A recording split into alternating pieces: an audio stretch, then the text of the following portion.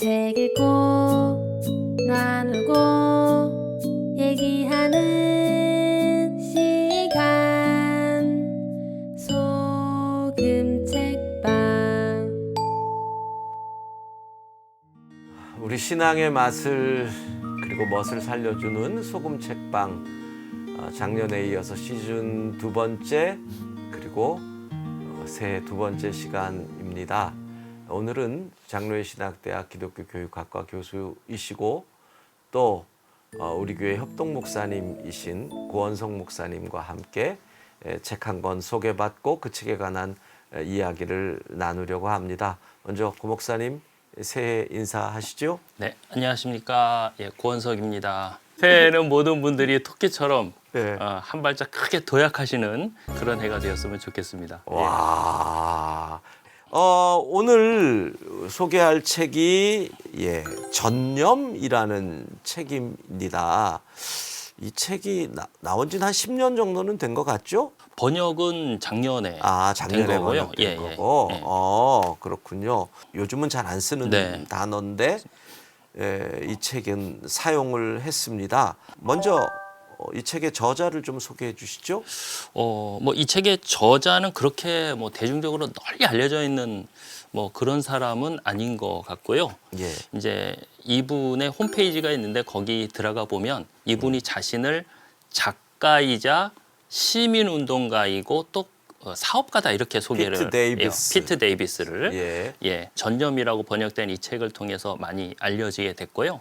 민주적인 시민 모임을 하나 결성해서 그것을 통해서 뭔가 정책도 좀 이렇게 입안하고 시민들이 어떻게 하면 민주적 삶을 좀 꾸준히 이끌어갈 수 있을까 이런 것들을 좀 논의하는 모임을 하는 시민운동가로서 활동을 하고 있고 또 사업가로서 getaway라고 하는 이제 getaway 하면 뭔가 벗어나는 거, 도망가는 거 이런 거잖아요. 그래서 도심 속에서 좀 벗어나서 우리가 unplugged라고 하잖아요. 도심 속에 어떤 기술 문화에서 좀 벗어나서 언플러그드의 상황에서 좀 목가적인 삶을 즐길 수 있는 그런 공간을 이렇게 대여해주고 하는 그런 또 사업을 하는 것으로. 그러면 이 책을 소개해 줄 수 있는 키워드라고 한다면 첫째는 액체라는 우리가 과학시간은 아니지만 액체라는 말을 하나 이제 선정을 했는데 이 책에 액체라는 말은 이제 고체와 반대되는 개념이죠. 그래서 보통 이제 이 사람이 액체라고 얘기하는 거는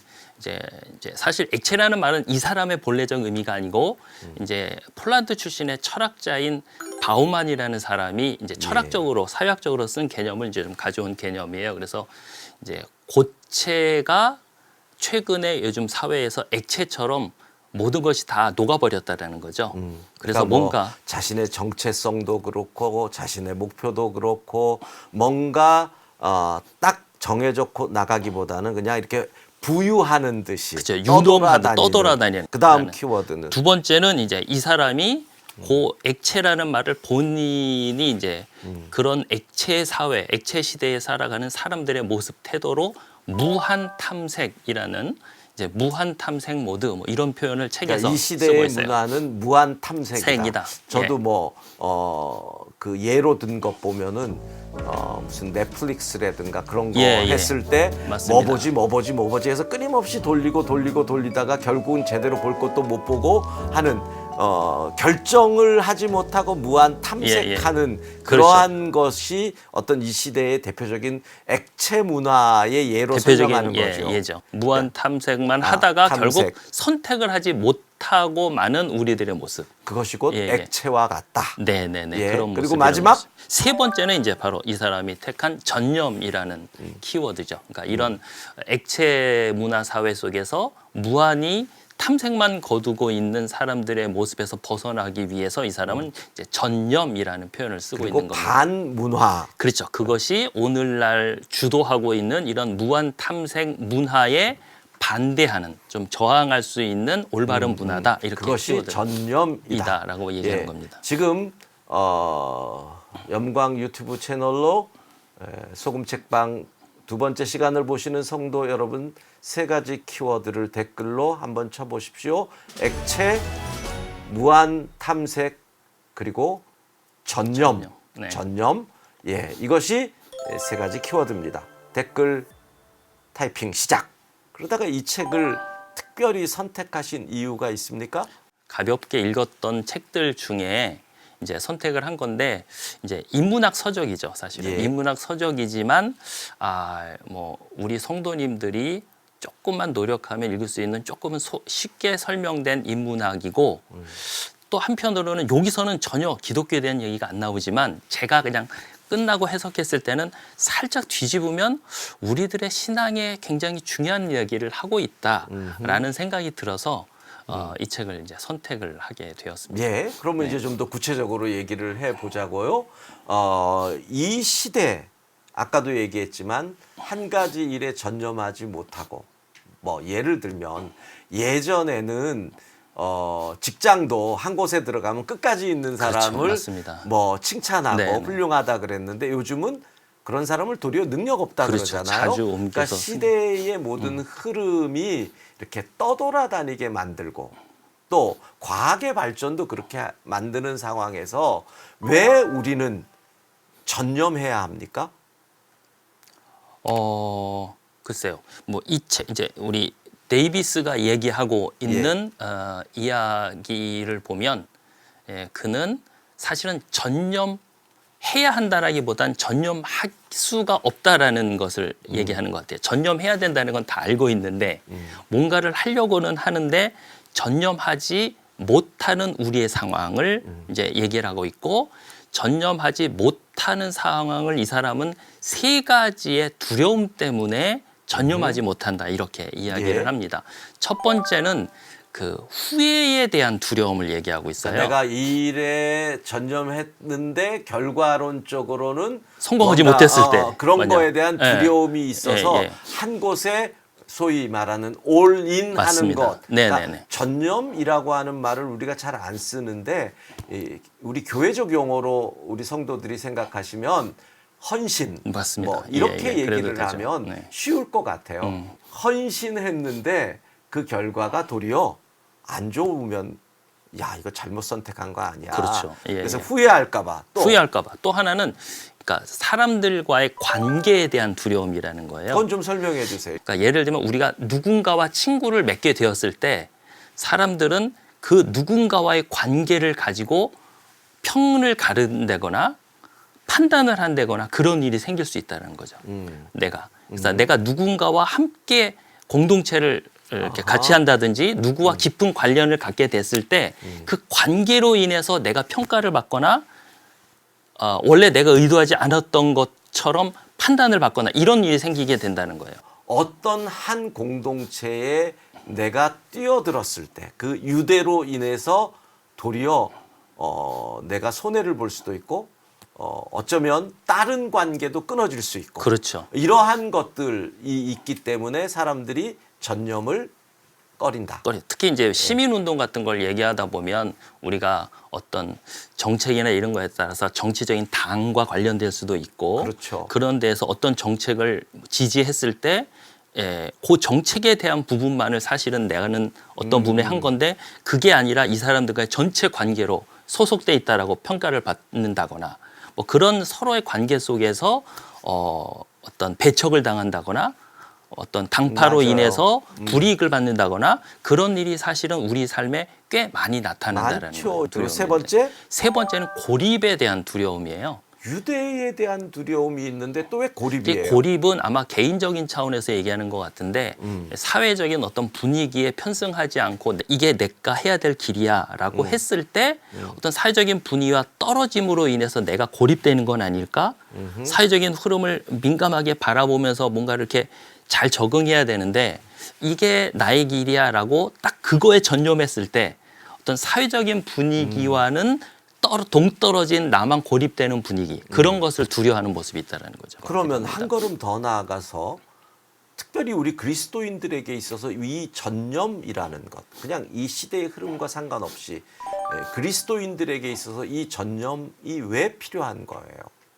우리의 신앙생활에 어떤 의미로 이 책을 받아들여야 되는 거죠? 그게 질문하신 것과 딱 맞는지는 모르겠는데 그 방과 복도에 대한 비유를 하나 있어요. 예. 그래서 이제 우리는 과거에는 예. 내가 원하지도 않았고 나한테 딱 맞는다고도 생각하지 않았지만 어떤 방에서 태어났을 때 그 방에서 그냥 쭉 갇혀서 살았다라는 거예요.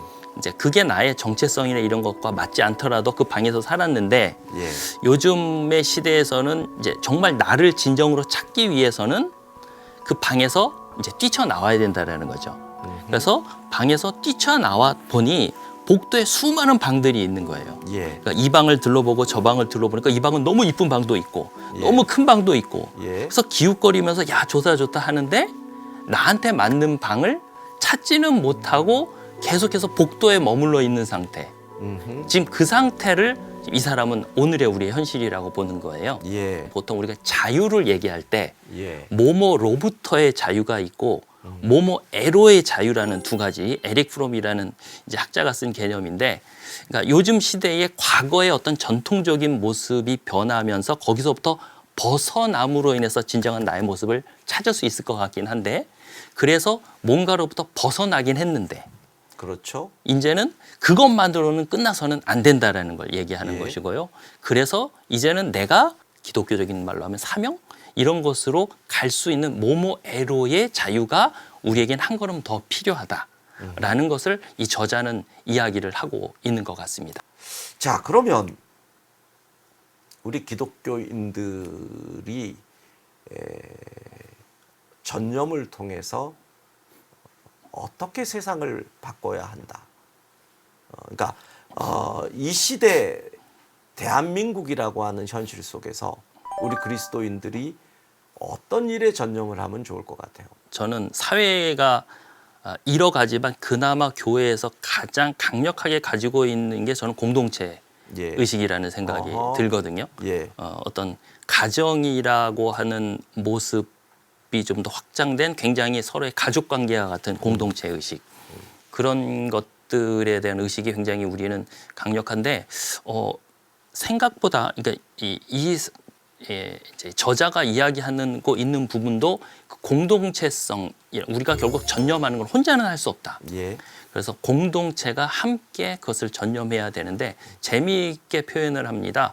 이제 딴 거 다 바꾸려고 하지 말고 다 전념하려고 하지 말고 내가 할 수 있는 것 두 가지만 선택해봐라. 두 가지. 예. 두 가지를 선택해서 그거를 꾸준히 밀고 나갈 수 있는 능력을 기르라는 겁니다. 그래서 이 사람이 말하는 전념은 어떤 하나에 확 몰입했다가 딱 그만두는 게 아니라 천천히 가되 꾸준히 갈 수 있는 그런 마음가짐, 예. 그런 거거든요. 근데 저는 그런 부분이 사실은 오랜 우리 교회의 역사 속에서 우리가 유지해 왔던 것이라고 생각이 듭니다. 그러니까 많이 위협을 받고 있고 지금 위기의식을 가지고 있지만 그래도 우리 교회 안에 유지되고 있는 어떤 꾸준함의 문화, 그리고 협력의 문화 또는 사랑의 문화, 이런 것들이 우리에겐 남아있다고 생각이 들거든요.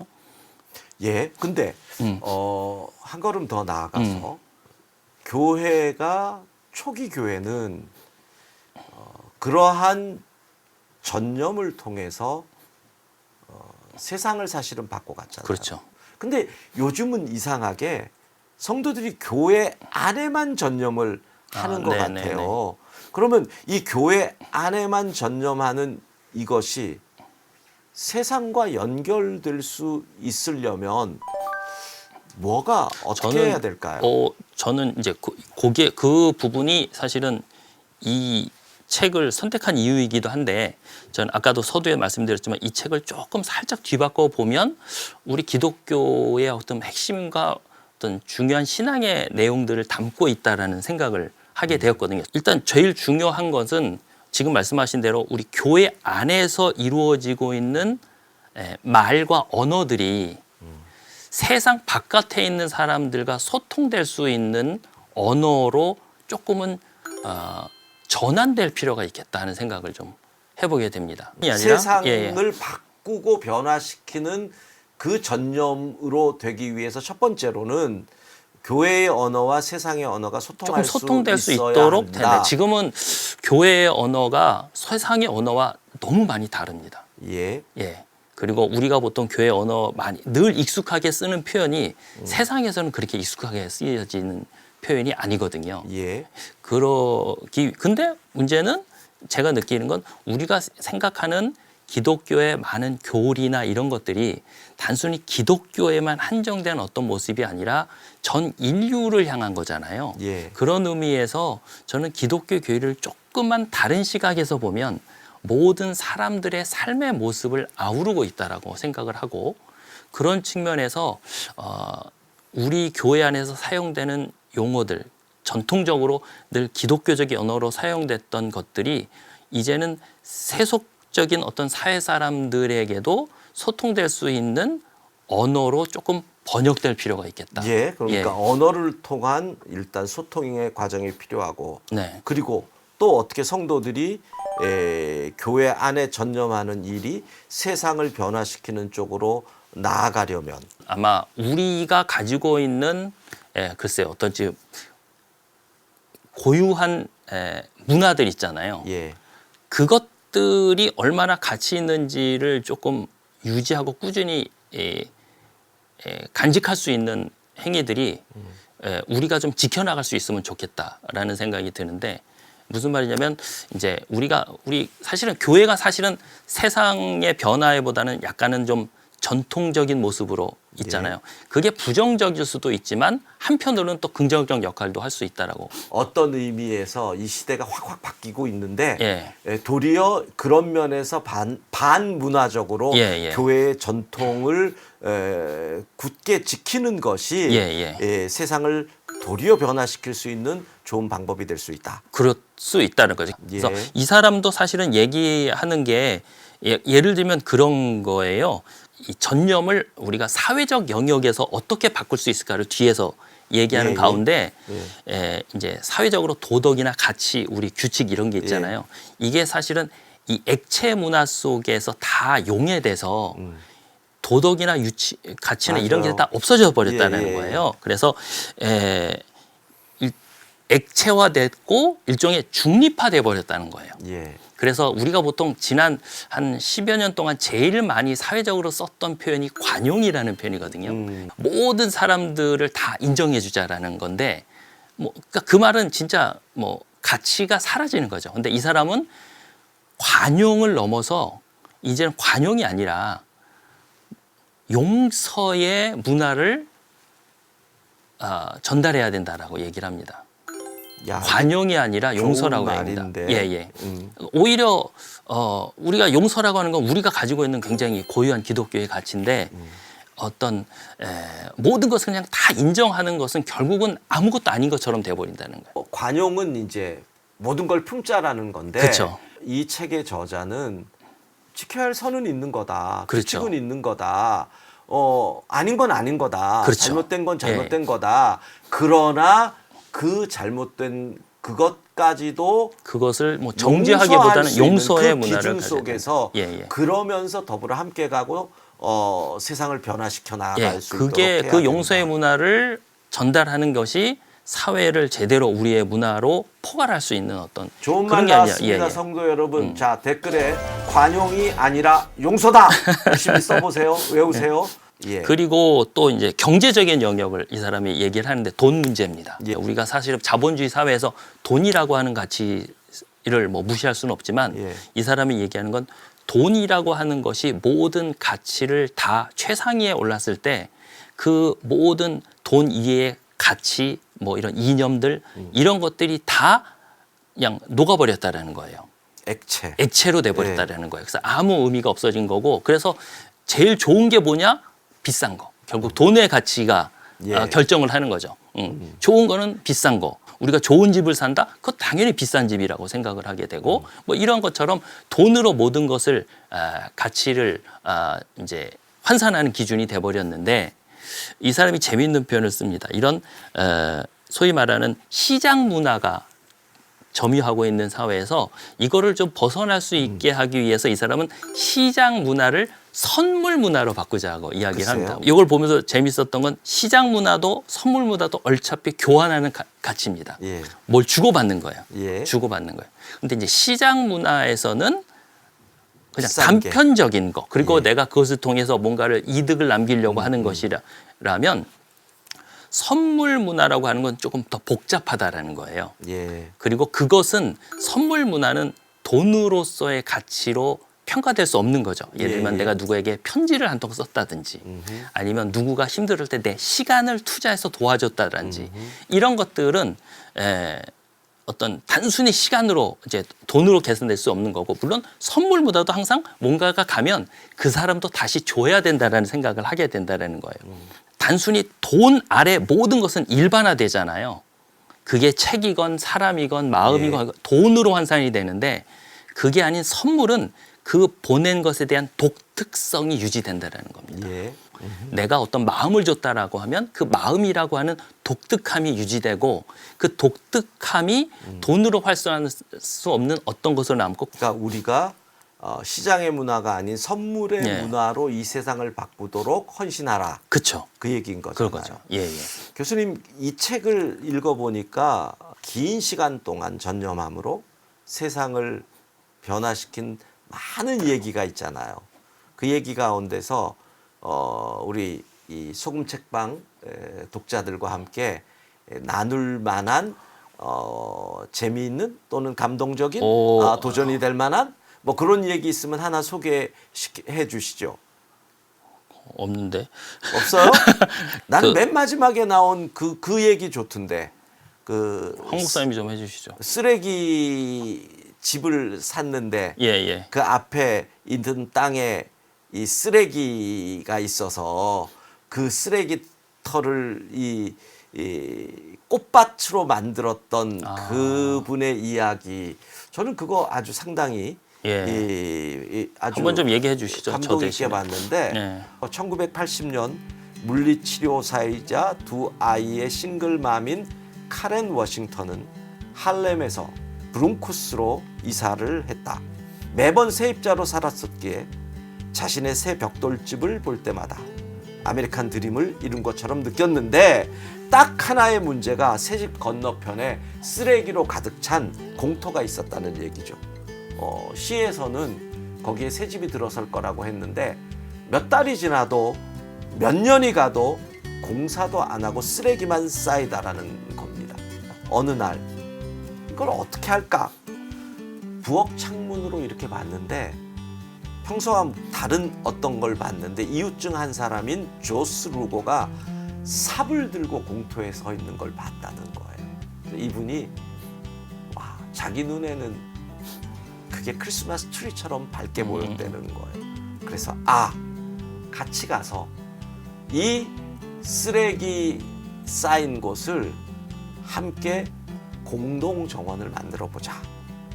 매일 가서 삽을 갖고 쓰레기를 치웠대요. 깨끗하게 정리됐대요. 근데 이 카렌이라는 사람은 정원 가꾸기를 한 적이 한 번도 없어서 문외한이라서 아는 것이라고는 땅에 씨 뿌리고 물 주는 것밖에 모르는 사람이었는데 열심히 씨를 심었다는 거예요. 그랬더니 공터에는 금세 옥수수, 호박, 멜론, 깍지콩. 결국 1년이 지난 다음에 그 공원이 어떻게 되느냐면 뉴욕시에다가 얘기를 해서 행복의 정원이라는 푯말도 세웠다는 거예요. 근데 이 정원이 그 지역의 작은 사랑방 역할을 한다는 거죠. 사람들이 그곳에 와서 우리 집 난방이 안 돼 이런 얘기를 하고, 따뜻한 물이 안 나와 이런 얘기를 하고, 아이들을 학교에 보내는데 우리 반에 40명이라서 공부하기가 어려워 이런 얘기를 나누는 걸 듣다가 이 카렌이 우리가 여기서 끝내면 안 되겠다. 그러니까 한 일에 전념해가지고 거기서 시간을 보내고 조금씩 열매를 맺으면 이 일이 나도 모르는 사이에, 좀 거친 표현을 하면 새끼를 쳐 나간다는 거예요. 확장된다는 거죠. 예. 그래서 이 정원을 하는 사람들과 힘을 합쳐서 푸른 가족이라는 연합을 만들고, 아이들 먹는 것 때문에 걱정을 했으니까 식품 정의와 기아 해결을 위한 단체를 함께하고, 그리고 그곳에서 흑인 농부와 정원사들의 목소리를 듣고 그들을 위해서 흑인 도시 농부라고 하는 또 공동체를 창업하고, 그 과정에서 식물을 키우고 기르는 실력이 늘어나니까 원예에 관해서 이 사람이 실력자가 되는 거예요. 그러다가 배우고 심지어는 캘리포니아 가가지고 배우고 그러다가 북부에서 유기농 농장을 소유한 사람이 되고 전국적으로 알려진 도시 농부의 여왕이 됐다. 이 행복의 정원은 아직도 뉴욕 브롱스에 있고 이분은 30년이 넘는 동안 이 일을 했다. 아주 감동적인 근데 저는 이야기네. 이걸 보면서 이 정원각국이라고 하는 식으로 표현된 한 사람의 헌신, 전념한 사람들이 세상을 바꾼 이야기들이 여기에 있기 때문에 그것이 자녀들에게 줄 수 있는 좋은 선물로 될 것 같다라는 생각을 합니다. 근데 그러면서 이 사람이 강조하는 게 이 전념하는 사람들을 영웅이라고 표현을 해요. 근데 그 영웅은 소위 말하는 헐리우드식의 영웅이 아니다. 맞아요, 예를 들면 우리가 맞아요. 전념을 하면 내가 드러나야 되고 내가 세상을 변화시킨 만큼 나도 유명해지고 이래야 되는데 지금 여기서 사례에서 나타난 사람들은 그렇게 꾸준히 이렇게 하면서 뭔가를 변화시켰지만 자기 개인이 뭔가 사회에 드러나거나 이런 게 아니라 그 어떤 공동체를 맞아요. 통해서 그 공동체가 어떤 사회에 선한 역할을 하는 모습이 드러나는 그런 게 사실 오늘 시대의 진정한 영웅의 모습으로 우리는 추구해야 된다. 이런 걸 얘기하고 맞아요. 전념. 저는 이제 그런 생각을 해봤어요. 우리 그리스도인에게 있어서의 전념은 무엇일까? 이런 것 같아요. 너는 마음을 다하고 뜻을 다하고 힘을 다하여 주 너희 하나님을 사랑하라. 마음을 다하고 뜻을 다하고 힘을 다하는 거. 이게 전념인 것 같아요. 네. 하나 더 나간다면 나의 달려갈 길과 주 예수께 받은 사명 곧 하나님의 은혜의 복음을 전하는 일에는 나의 생명을 조금 더 귀한 것으로 여기지 않는다. 사명. 사명을 위해서 나의 모든 것을 던질 수 있는 그것이 우리 그리스도인들의 전념. 예, 맞습니다. 그래서 이 사람도 책 안에서 사명이라는 표현을 여러 번 쓰고 있죠. 우리가 전념하기 어려운 요소 중에 하나가 그 후회에 대한 두려움, 뭔가 실패에 대한 어떤 그런 거에 대한 두려움이 있을 때 그걸 어떻게 극복하느냐? 이 사람은 그것 때 사명 이야기를 가지고 나오고 있어요. 그래서 어떤 그 일이 내가 혹시 실패했더라도 그것은 뭐 완전한 실패가 아니고 사명의 의식을 좀 깊이 가근직하고 있다면 그러한 두려움을 극복해 갈 수 있다 이야기를 하고 있고 또 어떤 그 공동체 의식과 관련해서도 이 사람은 예언자, 선지자 이야기를 하고 맞아요, 있습니다. 맞아요. 그래서 단순히 어떤 미래를 내다보는 선견자로서의 선지자가 아니라 어떤 공동체가 나가야 될 어떤 비전을 제시하는 선지자. 그런 것을 보면서 그 비전을 꾸준히 뭔가 이렇게 지탱하면서 지지하면서 행해 나갈 수 있는 그런 공동체의 설립, 공동체에 대한 어떤 형성 이게 굉장히 중요하다. 그런 것을 이야기하고 있다는 점에서 지금 말씀하신 그 부분과 많이 관련이 있는 것 같습니다. 자, 이 책을 통해서 결국은 2023년 새해 우리 성도들이 하나님께 신앙 생활에 전념했으면 하는 마음이 들거든요. 자, 여러분들이 이 책을 읽고 새해에는 하나님에게 전념하고 믿음으로 전념한다면 틀림없이 하나님께서는 우리를 사용하셔서 우리가 속한 그 세상을 아름답게 변화시킬 것입니다. 자, 이 책을 우리 교수님 한 줄로 정의를 내리신다면 수시로 변하고 있는 마치 물처럼 흘러가고 변하는 이런 사회 속에서 우리들이 살아가고 있는데 이 사회 속에서 나의 모습, 나의 정체성과 또 누군가를 의지하면서 살아갈지 나의 모습을 잃어가고 있는 우리의 모습을 향해서 주는 어떤 지혜의 책 뭐 이렇게 저는 설명을 하고 싶습니다. 우리에게 필요한 것은 선택이 아니라 이미 선택된 사람으로서 여기에 헌신하고 주신 사명을 위해 살아가는 것이 아닐까 이런 생각이 듭니다. 2023년 여러분의 삶의 자리에서 헌신의 열매 맺어지기를 소망하면서 이 책 전념 여러분들과 함께 나누었습니다. 오늘 이 방송 후에 질문이 나갑니다. 그리고 그 질문에 댓글로 답을 해주시는 분들에게는 또 선물을 드리도록 하겠습니다.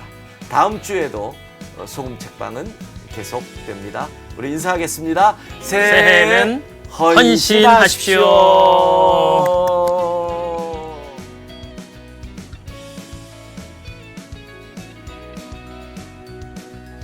그래서 저 사람 눈치 보고 이 사람 눈치 보고 예. 그래서 나는 늘 주눅들어 살아갈 수밖에 없고 난 이것도 안 되고 그러니 나 같은 건 살 가치가 없어. 우리는 이것도 모자라고 저것도 부족하지만 하나님이 우리를 참 사랑하셔서 우리와 동행하고 계시니까 너는 살아도 돼. 그런 이야기를 끊임없이 전해주는 것 같거든요. 그러니 한계는 곧 은혜의 통로다. 그걸 이 책이 말을 하고 있다.